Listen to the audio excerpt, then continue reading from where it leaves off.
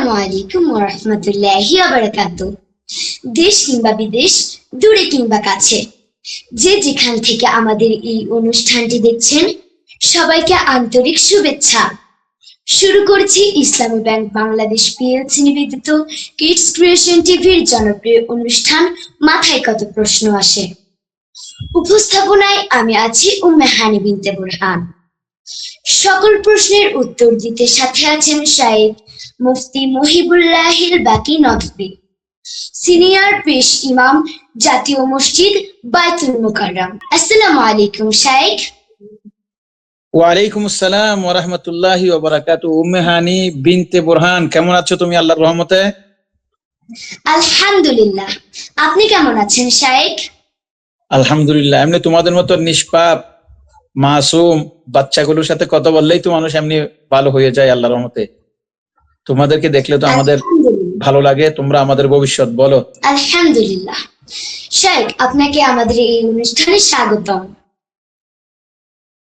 আমিও তোমাকে দোয়া দিচ্ছি আল্লাহর রহমতে। প্রশ্ন করার জন্য এ পর্বে অংশগ্রহণ করেছে হিসাম আব্দুল্লাহ, শিফা আহমেদ, জুনাইনা আফরা, হামজা আব্দুল্লাহ।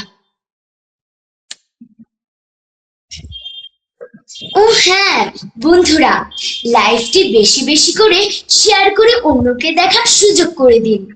লাইক কমেন্ট করে আমাদের সাথেই থাকুন। শাইখ, আপনি অনুমতি দিলে আমরা প্রথম প্রশ্নটি নিতে পারি? জি, প্রশ্নটা নাও ইনশাআল্লাহ, আমি তোমাদের সাথে আছি।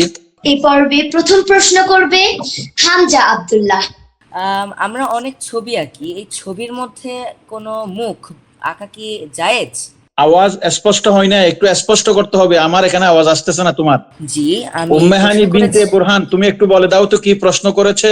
মানে আমাদের যে মুখ আমরা অনেকেই ছবির ভিতরে আঁকি, এটা কি জায়েজ নাকি হারাম শাইখ? ভালো করে খেয়াল করবে, প্রয়োজন ব্যতীত ছবি তোলা, ছবি অঙ্কন করা এটা হারাম। তবে গাছপালা, বিল্ডিং, বই এইগুলো অঙ্কন করা জায়েজ আছে। যে সমস্ত প্রাণীর জীবন আছে তাদের ছবি অঙ্কন করা হারাম। হ্যাঁ, কতক সময় তো প্রয়োজন হতে পারে, পাসপোর্টের জন্য প্রয়োজন হতে পারে, অথবা যখন মেডিকেলে ডাক্তারি শিখবে তখন কোন অঙ্গটা কি রকম সেটার জন্য অঙ্কন করা জরুরি হতে পারে, অথবা কতক সময় বোঝানোর জন্য প্রয়োজন পড়তে পারে। প্রয়োজন ছাড়া ছবি অঙ্কন করা জায়েজ নয়, তবে প্রয়োজন পড়লে, প্রয়োজন হলে জায়েজ আছে। বিশেষ করে যখন কোনো ছবিকে অঙ্কন করার পর পূজা করা হয় তাতে একেবারে শিরিকেই হয়ে যায়। তো উম্মে হানি বিনতে বুরহান, তুমি আমার প্রশ্নের উত্তর বুঝেছো বোধহয় ইনশাআল্লাহ। জি শাইখ।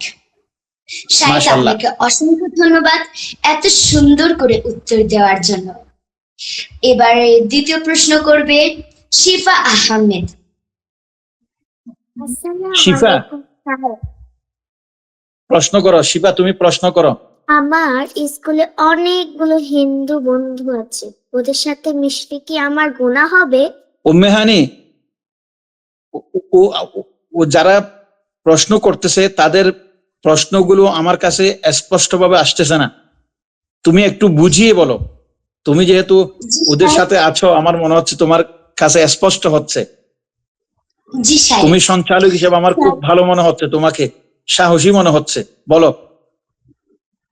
জি শাইখ, শিফা প্রশ্ন করেছে যে আমাদের স্কুলে তো অনেক হিন্দু বন্ধু আছে, তাদের সাথে কি মিশলে আমাদের গুনাহ হবে? ভালো করে খেয়াল করবে, আল্লাহ পাক রব্বুল সমস্ত মানুষকে সৃষ্টি করেছেন এবং মানুষের মর্যাদা আল্লাহর কাছে খুবই বেশি।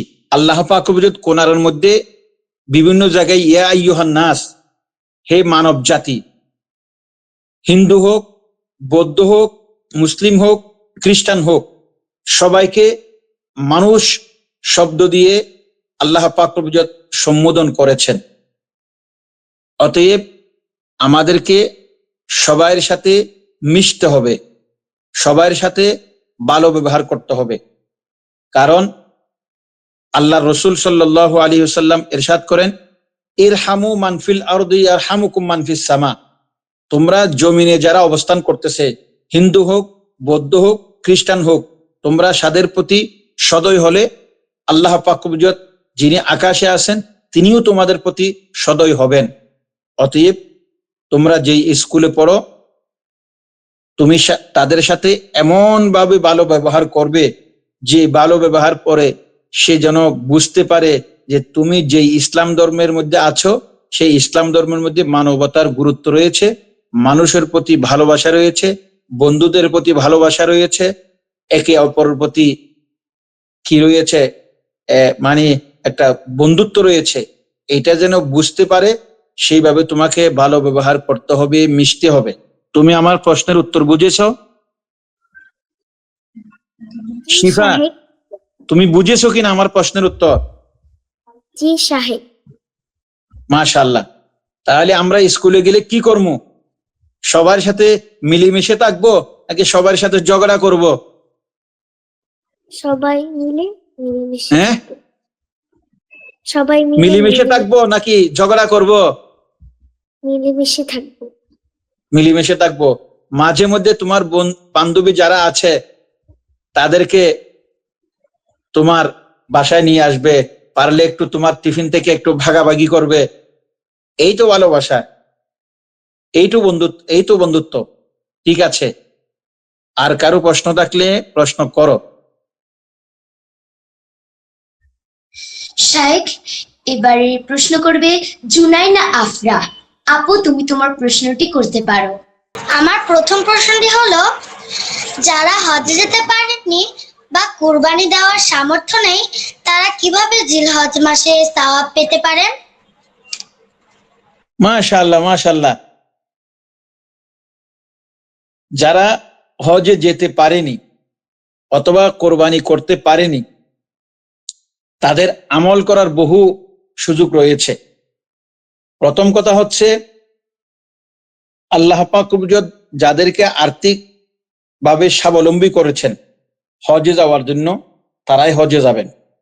এবং যারা আর্থিকভাবে স্বাবলম্বী, নির্ধারিত নেশাবের পরিমাণের মালিক, তারাই কোরবানি করবে। এর বাইরে যারা সামর্থ্য নেই তারা কিভাবে কোরবানির সওয়াব পাবে? তারা কিভাবে জিলহজ মাসের সওয়াব পাবে? হাদিস শরীফের মধ্যে আছে, আল্লাহ পাক কোরআনে বলেন, আউযু বিল্লাহি মিনাশ শাইতানির রাজিম, ওয়াল ফাজরি ওয়া লায়ালিন আশর। সকালের শপথ, ওয়া লায়ালিন আশর, 10 রাত্রির শপথ। সেই 10 রাত্রি হলো জিলহজ মাসের প্রথম 10 রাত্রি। আল্লাহ পাক রব্বুল ইজ্জত যে প্রথম 10 রাত্রি দিয়ে শপথ করেছেন, নিশ্চয়ই এই রাতগুলো পবিত্র রজনী, পবিত্র রাত। অতএব এই দিনগুলোতে 9 জিলহজ পর্যন্ত রোজা রাখবে। দ্বিতীয় হলো, জিলহজ মাসের চাঁদ উদিত হওয়ার সাথে সাথে নখ কাটা, চুল কাটা বন্ধ রাখবে। 10 তারিখ অন্য কেউ যখন কোরবানি দিবে তারা তখন এই নখ চুল কাটবে। তাহলে কমপক্ষে নখ চুল দিয়ে হলেও কোরবানি হয়ে গেল। হ্যাঁ, যারা কোরবানি দিবে তারা তো নখ চুল কাটবেই না, আর যারা কোরবানি দিবে না তারাও নখ চুল না কেটে সাদৃশ্য ধারণ করবে, যারা কোরবানি দিচ্ছে তাদের মতো হয়ে থাকবে। তাহলে আল্লাহ পাক রোজার কারণে, নখ চুল ঘুপ না কাটার কারণে এবং অন্যান্য আল্লাহর কাছে দোয়া করার কারণে তারাও সওয়াব পাবে। বিশেষ করে এই কোরবানির দিনগুলোতে যে 10ই জিলহজ কোরবানি এবং কোরবানি শুরু হওয়ার আগে যে 9 দিন আছে, জিলহজ মাসের 9 দিন, আল্লাহর কাছে দোয়া করবে বেশি বেশি। কারণ আল্লাহর কাছে যখন দোয়া করবে হয়তো তার দোয়া কবুল হবে হজে যাওয়ার জন্য, কোরবানি দেওয়ার জন্য, অথবা আল্লাহ পাক তাকে হজ এবং কোরবানি থেকে আরো বহু বড় প্রতিদান দেবে। কারণ বান্দারা যখন দোয়া করে তখন দোয়ার জন্য দোয়া কবুল হয় না সেরকম নয়, বরং দোয়ার মধ্যে তিনটা জিনিস কবুল হয়। হয়তো যা দোয়া করা হয়েছে তা কবুল করবে, অথবা যা দোয়া করা হয়েছে তার থেকে উত্তম কবুল করবে, অথবা যা দোয়া করা হয়েছে তার চাইতে উত্তম প্রতিদানের জন্য আখিরাতের মধ্যে অপেক্ষা করতে হবে। অতএব দোয়া কোনোদিন বৃথা যায় না। যারা কোরবানি দিতে পারতেছে না, সামর্থ্য না থাকার কারণে, হজে যেতে পারতেছে না সামর্থ্য না থাকার কারণে, তারা এই জিলহজ মাসের প্রথম 9 দিন রোজা রাখবে, যতটুকু পারা যায় ইবাদত করবে, আল্লাহকে ডাকবে, আর বিশেষ করে দোয়া করবে। তখন আল্লাহ পাক হয়তো হজের সামর্থ্য দিবে, হয়তো এর থেকে আরো উত্তম কিছুর ব্যবস্থা করে দিবে। ধন্যবাদ তোমার এত সুন্দর প্রশ্ন করার জন্য। আর কারো অসাধারণ প্রশ্ন? উত্তর। জুনাইনা আফরা, আশা করি তুমি তোমার প্রশ্নের উত্তরটি বুঝতে পেরেছ। এবার প্রশ্ন করবে হিশাম আব্দুল্লাহ। ভাইয়া, তুমি তোমার প্রশ্নটি করতে পারো। আমরা জন্মদিনে কি করতে পারি? ও মাশাআল্লাহ, জন্মদিনে কি করতে পারো? ভালো করে খেয়াল করবে। ইসলামের মধ্যে জন্মদিন অর্থাৎ বার্থডে, জন্মদিবস পালন, এইরকম কোনো উৎসব ইসলামের মধ্যে নেই। কারণ আল্লাহ পাক চায় বান্দার প্রত্যেকটি মুহূর্ত যেন খুশির মধ্যে হয়,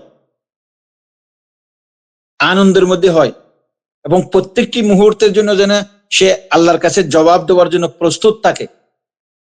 এখন তুমি যেই দিন জন্মগ্রহণ করেছো সেই দিনটি যেরকম তোমার জন্য নামাজ পড়তে হবে, রোজা রাখতে হবে, হজ করতে হবে, তোমার উপর হজ ফরজ হলে ভালো ব্যবহার করতে হবে, তুমি যেই দিন জন্মগ্রহণ করেছো সেই দায়িত্বও সেই দিন আছে। অতএব আলাদাভাবে ঘটা করে তোমার জন্মদিন পালন করার কোনো প্রয়োজন নেই, কারণ জীবনের প্রত্যেকটি মুহূর্তের জন্য আল্লাহর কাছে জবাব দিতে হবে। তুমি সেইভাবে তোমার প্রত্যেকটি মুহূর্ত, প্রত্যেকটি ক্ষণ, প্রত্যেকটি জীবনের প্রত্যেকটি দিন আল্লাহর কাছে আল্লাহর কাছে জবাবদিহি করতে হবে। সেই মানসিকতা, সেই বিশ্বাস নিয়ে তুমি জীবন কাটাবে, তখন তোমার জীবনের প্রত্যেকটি মুহূর্ত ভালো হবে। এমন কিছু মানুষ আছে যারা জন্মদিনে খুব আনন্দ উদযাপন করে, জন্মদিনে নিজের জীবনের কল্যাণের জন্য দোয়া করে, কিন্তু জন্মদিনের পর থেকে নিজের জীবনের জন্য দোয়া করা ভুলে যায়। তাহলে কি এটা শুধু একদিন দোয়া করে পুরা জীবন তুমি শান্তি পাবে, নাকি প্রত্যেকদিন তোমাকে দোয়া করতে হবে, প্রত্যেকদিন তোমাকে আল্লাহর কাছে ধর্ণা দিতে হবে? কোনটা ভালো? কি শুধু জন্মদিনে খুশি আনন্দ দোয়া করলাম আর অন্য দিন বাদ দিয়ে দিলাম সেটা, নাকি জন্মদিনের মতো প্রত্যেকটি দিন আল্লাহর কাছে দোয়া করব, প্রত্যেকটি দিন সামর্থ্য অনুযায়ী আল্লাহর শুকর আদায় করে আনন্দিত হব? এটা নিশ্চয়ই বেশি ভালো। ঠিক কিনা বলো তোমরা? ঠিক না? নিশাত জি। আব্দুল্লাহ, তুমি আমার প্রশ্নের উত্তর বুঝেছো? আমরা কি শুধু জন্মদিনের জন্য দোয়া করব নাকি সবসময় দোয়া করব? সব সময় দোয়া করব। আমরা কি শুধু জন্মদিনের জন্য খুশি হব, নাকি আল্লাহ পাক আমাকে যে জীবন দিয়েছে, যতদিন রেখেছে, প্রত্যেক জীবনের প্রত্যেকটি মুহূর্তের জন্য খুশি হব, নাকি শুধু জন্মদিনের জন্য খুশি হব? জীবনের প্রত্যেকটি মুহূর্তের জন্য কি হব? আমরা খুশি হব, ঠিক না? জি জি।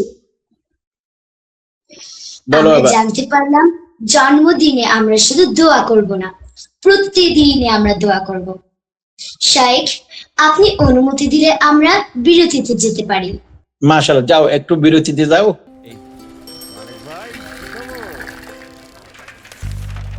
না, নতুন কোনো খবর নাই, সব সেম সেম। এই যে শুধু নতুন না, গরম খবর, এম ক্যাশ।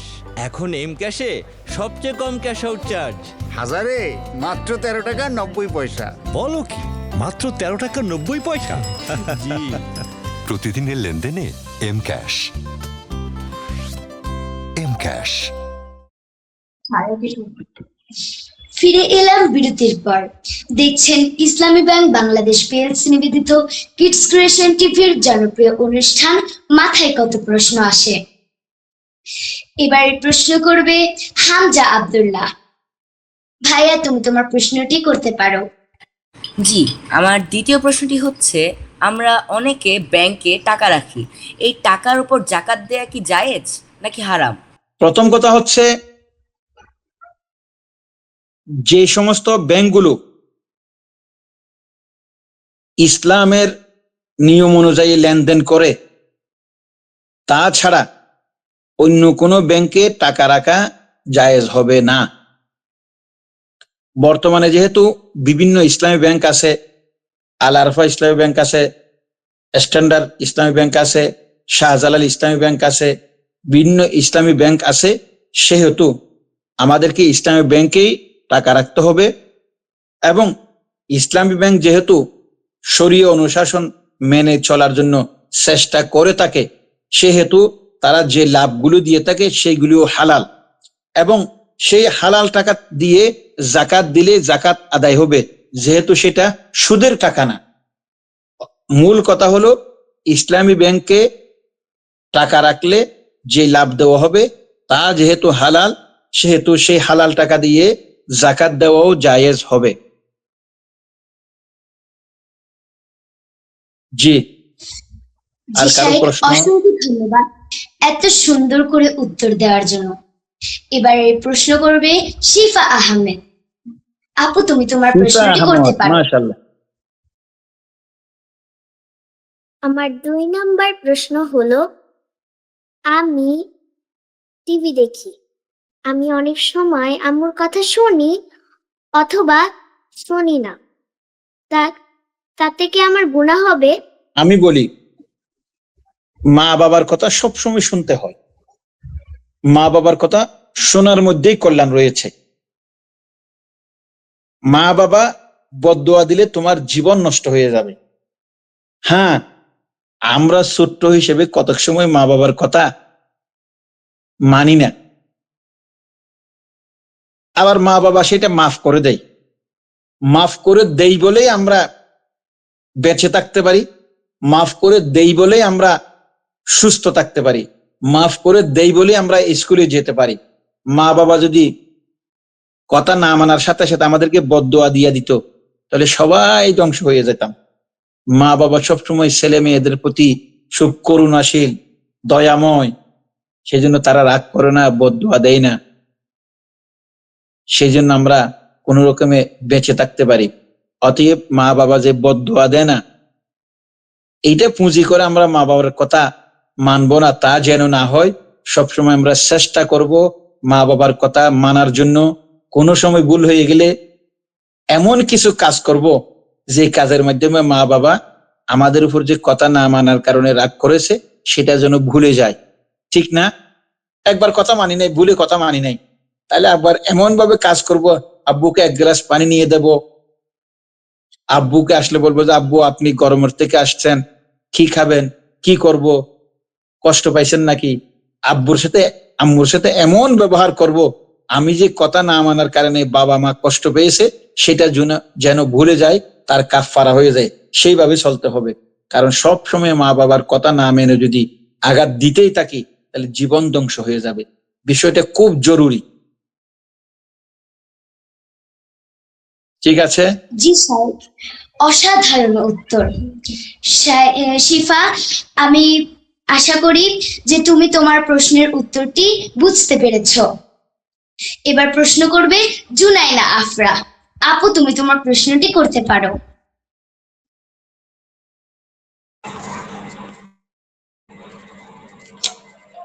আমার দ্বিতীয় প্রশ্নটি হচ্ছে, আমি যদি একজন মানুষকে সাহায্য করি তাহলে কাকে সাহায্য করব এবং কেন সাহায্য করব?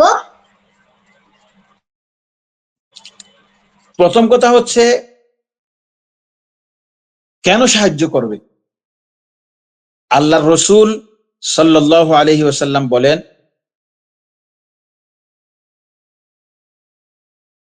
আল্লাহু ফি আউনিল আবদি মা কানাল আবদু ফি আউনি আখিহি। আল্লাহর রসুল সাল্লাল্লাহু আলাইহি ওয়াসাল্লাম বলেন, বান্দা যতক্ষণ পর্যন্ত কোনো মানুষকে সহযোগিতা করে ততক্ষণ পর্যন্ত আল্লাহও সেই বান্দাকে সহযোগিতা করতে থাকেন। অর্থাৎ আমরা যে কাউকে সহযোগিতা করতেছি এটা শুধু আমি যারে সহযোগিতা করতেছি তার লাভ না, আমি আরেকজনকে সহযোগিতা করতেছি, আমার স্রষ্টা আমার আল্লাহ আমাকে সহযোগিতা করতেছে। তাহলে তোমরা বলে তো দেখি যে আমি যে আরেকজনকে সহযোগিতা করতেছি সাথে সাথে আমি আল্লাহর থেকে কি পাইতেছি? সহযোগিতা পাইতেছি। অতএব আমি আরেকজনকে সহযোগিতা করতেছি, এটা কি শুধু যাকে সহযোগিতা করতেছি তার লাভ, নাকি আমার নিজেরও লাভ আছে? আছে কিনা? নিজেরও লাভ আছে। সেই জন্য আমরা আরেকজনকে সহযোগিতা করব। 2 নম্বর, কাকে বেশি সহযোগিতা করব? প্রথমে নিকট আত্মীয় স্বজনকে বেশি সহযোগিতা করব, এরপরে যারা বেশি সহযোগিতার জন্য মুখাপেক্ষী তাদেরকে সহযোগিতা করব। সবসময় যে কোনো এক ব্যক্তিকে বেশি সহযোগিতা করব তা নাই, সেটা দেখতে হবে কতক সময় আত্মীয়তার ভিত্তিতে, কতক সময় কে বেশি সাহায্যের জন্য প্রয়োজন বেশি, কার বেশি সাহায্যের প্রয়োজন রয়েছে, সেদিক থেকে চিন্তা করে আমরা সাহায্য করব ইনশাআল্লাহ আজিজ। ধন্যবাদ। জি, অসাধারণ উত্তর। এবার প্রশ্ন করবে হিশাম আব্দুল্লাহ। ভাইয়া, তুমি তোমার প্রশ্নটি করতে পারো। আমার দ্বিতীয় প্রশ্নটি হলো, লুডো বা ক্যারাম খেলা কি হারাম? দেখো, যে কোনো খেলা হারাম, শুধুমাত্র যে খেলাধুলার মাধ্যমে তোমার শারীরিক লাভ হবে অথবা তোমার ব্রেনের লাভ হবে, এছাড়া যত খেলা আছে সব খেলা তোমার জন্য হারাম।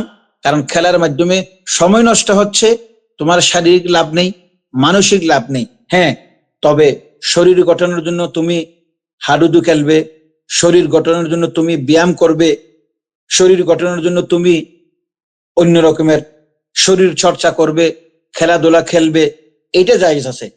এইরকম ভাবে তুমি তোমার ব্রেন শার্প করার জন্য অঙ্ক খেলবে, এটা তোমার জন্য জায়েজ আছে। কিন্তু যেই খেলাধুলার মধ্যে তোমার শারীরিক কোনো লাভ নেই, তোমার জ্ঞান বৃদ্ধির কোনো লাভ নেই, সেরকম অযথা কাজ ইসলাম নিষিদ্ধ করেছে। তোমার বুঝে এসেছে? আমরা উত্তরটি বুঝতে পেরেছি। শায়েক, আমাদের সময় প্রায় শেষ হয়ে এসেছে।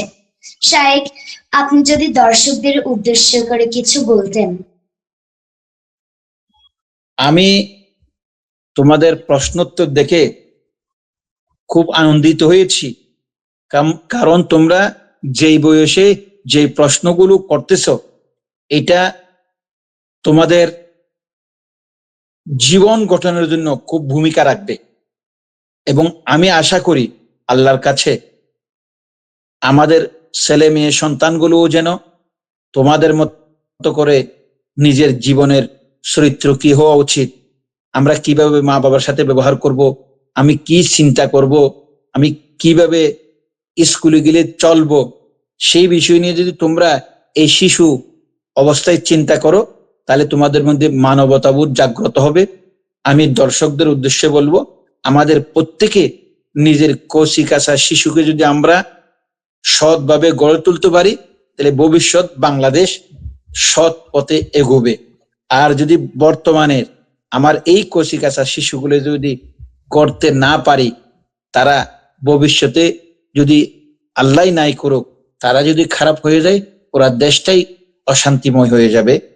আমাদেরকে আল্লাহ পাক বুঝত তোমাদের প্রতি এই কচিকাঁচা শিশুদের প্রতি তোমাদেরকে গড়ার জন্য আমাদের যে দায়িত্ব রয়েছে, সেই দায়িত্ব আমার মতো যারা মুরব্বী আছে তাদেরকে যেন সেই দায়িত্ব আদায় করার আল্লাহ যেন তৌফিক দান করেন। জি, ধন্যবাদ। শায়েক, আপনাকে অসংখ্য ধন্যবাদ এত সুন্দর করে মন্তব্য করার জন্য। দর্শক, আপনাদেরকেও ধন্যবাদ এতক্ষণ আমাদের সাথে থাকার জন্য। দেখা হবে আরো কোনো প্রশ্ন নিয়ে অন্য কোনো পর্বে। আজকের মতো এখানেই বিদায় নিচ্ছি। কিডস ক্রিয়েশন টিভির সাথেই থাকবেন। আল্লাহ হাফিজ। আসসালামু আলাইকুম।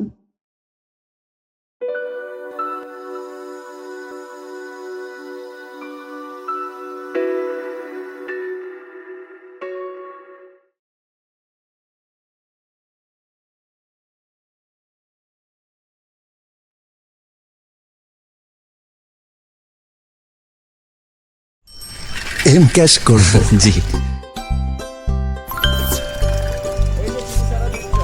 কি খবর কামাল ভাই? ভালো।